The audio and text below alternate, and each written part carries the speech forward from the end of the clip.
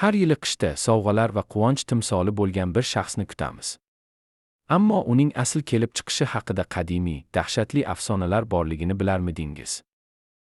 Bu afsonalar bizga unutilgan, qorong'u davrlardan hikoya qiladi. U yerda sovuq va zulmat hukmron edi. Ba'zi qabilalar uchun u shunchaki qorbobo emas, balki qahraton qishning shafqatsiz ilohi edi. Uning g'azabini bosish uchun dahshatli marosimlar o'tkazilgan. Qizlar unga qurbonlik qilingan, ularning pok ruhlari sovuqqa taslim etilgan. Daraxtlarga esa ilohning ochligini qondirish uchun inson ichki organlari ilib qo'yilgan.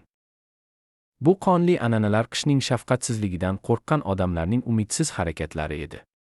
Ular ilohning rahm-shafqatiga umid qilishardi. Vaqt o'tishi bilan bu dahshatli ilohning obrazi o'zgardi. Uning qonli tarixi unutilib, o'rniga mehribon, sovg'a ulashuvchi qorbobo paydo bo'ldi. Ammo uning asl ildizlari qadimiy zulmatda yashiringan. Bu bizga o'tmishning qanchalik shafqatsiz bo'lganini eslatadi. Islom dini har qanday butparastlik va inson qurbonliklarini qat'iyan rad etadi. U yagona Allohga ibodat qilishga chaqiradi. Bu kabi qadimiy, shirkka asoslangan marosimlar islom ta'limotlariga mutlaqo zid.